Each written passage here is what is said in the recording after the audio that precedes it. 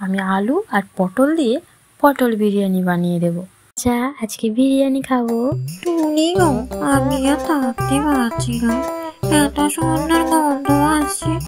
হ্যাঁ জমিদার মশাই, আপনি চিন্তা করবেন না, বৃষ্টি আসার আগেই আমি সব মাল গাড়িতে তুলে নেব। ওকে যদি না টাকা দাও, সংসার কেমন করে চলবে?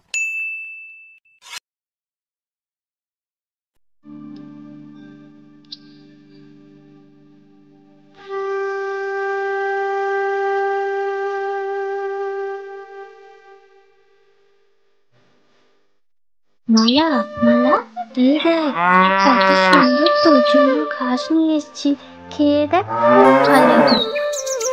শিউলিকে দেখে মালা ছুটে শিউলির দিকে আসতে লাগলো। শিউলি মালাকে খুব ভালোবাসে আর মালাও শিউলিকে অনেক ভালোবাসে।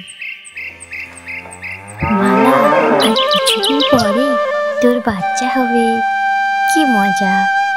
তোকেও যেমন ভালোবাসি, আর তোর বাচ্চা হলে তাকেও প্রচুর ভালোবাসবো। সারাদিন তোর বাচ্চাকে নিয়ে খেলা করবো আমি।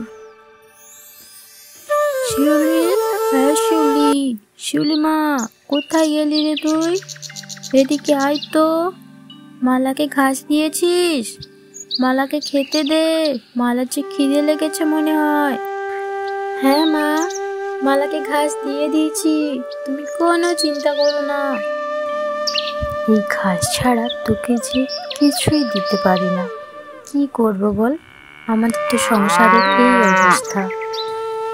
মা, মালা খুব ভালো, ও ঘাস খেতে খুব ভালোবাসে। আমার মিষ্টি শিউলি মা, তুই কিছু ফুল নিয়ে আয় তো, তোকে একটু সাজিয়ে দিই। অনেকদিন তোকে সাজাইনি শিউলি ফুল দিয়ে। জানিস শিউলি, তো কিছুই নেই রান্না করার মতো। আচ্ছা দাদা, আলুর দাম কত? 1 কেজি 50 টাকা। কি রে বাবা, এত দাম? আমি তো ভাবছিলাম যে কি পয়সায় সস্তা হবে, এত দাম বলছে আলুর।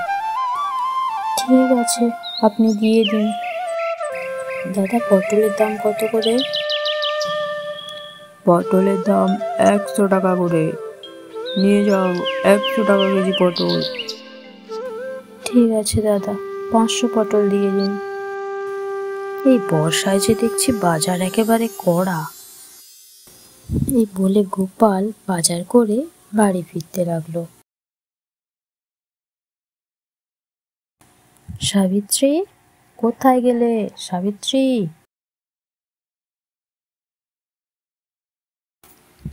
এ কি, তুমি এসেছো? একবারে ভিজে গেছো যে। দেখো না, তোমার মেয়ে আজ ভাত খেতেই চাচ্ছে না, সে বলছে যে কি বিরিয়ানি খাবে। আচ্ছা, আমরা তো গরিব, আমরা কি বিরিয়ানি কখনো ওকে খাওয়াতে পারবো বলো? সে বিরিয়ানি ছাড়া সে ভাতই খাবে না বলছে। সকালে নাকি স্কুল গিয়েছিল, সেখানে নাকি সবাই আলোচনা করেছে যে কি তারা বিরিয়ানি খেয়েছে, তাই সে বলছে যে কি মা, আমাকে ওই বিরিয়ানি খাওয়াতে হবে, নাহলে আমি অন্য কিছু খাবোই না। বাবা, বাবা, আমি বিরিয়ানি খাবো। স্কুলে সবাই বলছে যে কি বিরিয়ানি খেয়েছে, কই আমি তো কখনো বিরিয়ানি খাইনি। আচ্ছা ঠিক আছে শিউলি মা, তোকে বিরিয়ানি খাওয়াবো। তোর মাকে বলছি দাঁড়া বিরিয়ানি রান্না করতে। কি গো, তুমি তো বলেই দিলে মেয়েকে যে বিরিয়ানি খাওয়াবে। বিরিয়ানি কত খরচ তুমি জানো? আমি তো শুধু আলু আর পটলই এনেছি, এ দিয়ে কি বিরিয়ানি হয়? ঠিক আছে, ওটাই দাও, আমি আলু আর পটল দিয়ে পটল বিরিয়ানি বানিয়ে দেব, দেখবে খুব ভালো লাগবে। ঠিক আছে, ওটাই দাও, আমি আলু আর পটল দিয়ে পটল বিরিয়ানি বানিয়ে দেব, দেখবে খুব ভালো লাগবে। কি মজা, আজকে বিরিয়ানি খাবো, কি মজা। শিউলির মা এমন বিরিয়ানি রান্না করেছে যে সারা পাড়া গন্ধ চলে গেল। আর এমন সময় হঠাৎ তাল গাছে বসেছিল টুনা শাকচুন্নি আর টুনু শাকচুন্না। কি সুন্দর গন্ধ বেরিয়ে আসছে গো টুনা। হ্যাঁ তাই তো, এত সুন্দর গন্ধ কোথা থেকে আসছে বলো তো? আমি যে আর দেখতে পাচ্ছি। মনে আছে তোমার মরার আগে কত ভালো ভালো খাবার তোমাকে খাইয়েছি বলো তো? হ্যাঁ, কত সুন্দর ছিল সেই দিনগুলো। এখন কি আর এত ভালো ভালো খাবার পাই বলো তো? টুনি গো, আমি আর থাকতে পারছি না। এত সুন্দর গন্ধ আসছে, তুমি আমার জন্য নিয়ে এসো না। আমি জোর খিদে পেয়েছে আমার। চলো দেখি এত সুন্দর গন্ধ কোথা থেকে আসছে। চলো যাই আমরা।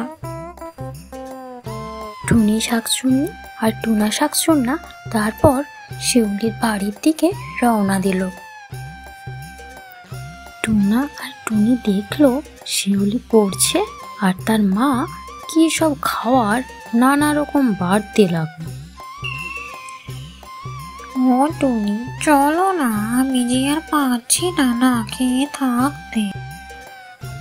তারপর টুনি শাকচুন্নি বুদ্ধি করে শিউলিদের গরুর দিকে এগিয়ে গেল আর গিয়ে কি সব যে জাদু মন্ত্র করলো গরুর ওপর যে হঠাৎই গরুটা চিৎকার করতে শুরু করলো।